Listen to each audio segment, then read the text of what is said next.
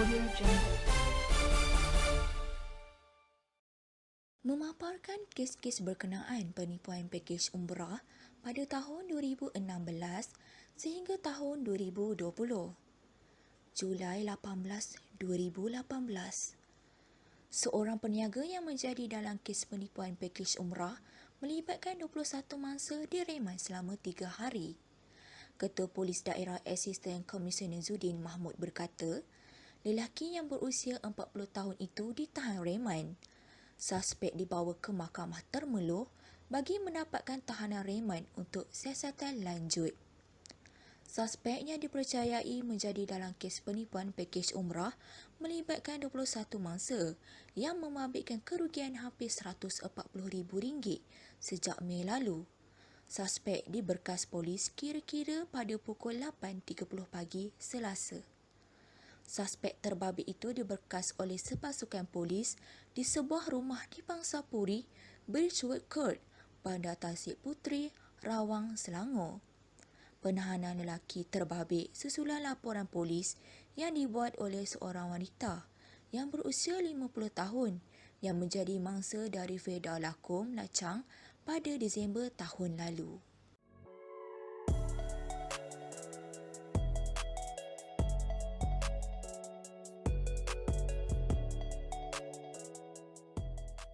Dalil-dalil berkaitan jujur dalam perniagaan. Ya ayyuhallazina amanu taqullaha wa kunu ma'as sadiqin. Artinya, wahai orang-orang yang beriman, bertakwalah kamu kepada Allah dan bersamalah kamu dengan orang-orang yang benar. Surah At-Taubah ayat 119. At-tajirus saduqu aminu ma'an nabiyyi was-siddiqin wasyuhada. Maksudnya, peniaga yang jujur dan amanah akan bersama-sama dengan para nabi, siddiqin dan para syahid. Hadis riwayat At-Tirmizi.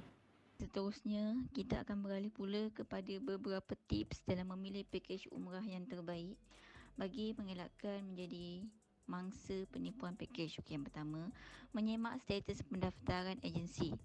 Syarat menjadi ejen pelancongan yang membawa jemaah haji dan umrah adalah mesti berstatus sendirian berhad dan mempunyai lesen pelancongan yang sah. Yang kedua, iaitu background survey, di mana kita mesti menyelidik dan tahu serta mengenal pasti latar belakang syarikat ataupun agensi yang kita ambil. Yang ketiga, membuat perbandingan harga pakej. Salah satu yang biasa kita akan lihat dahulu berbanding syarat yang lain, iaitu harga, dan wajib menjadi pengguna yang bijak dan membuat pilihan yang terbaik. Yang keempat, menyemak hotel ataupun penginapan yang ditawarkan. Di antaranya kita perlu tahu jarak kedudukan tempat penginapan yang dipilih dengan Masjidil Haram. Yang kelima, jenis-jenis pakej. Jenis pakej full board atau ada penambahan harga. Selain kedudukan hotel yang dekat, bakal jemaah juga perlu memastikan sama ada pakej hotel yang ditawarkan agensi tersebut menyediakan pakej full board ataupun tidak. Selanjutnya kita akan lihat beberapa syarikat yang mempunyai lesen khas umrah iaitu LKU yang berstatus muasasah, iaitu Al-Faj Travels and Tours Sdn Bhd,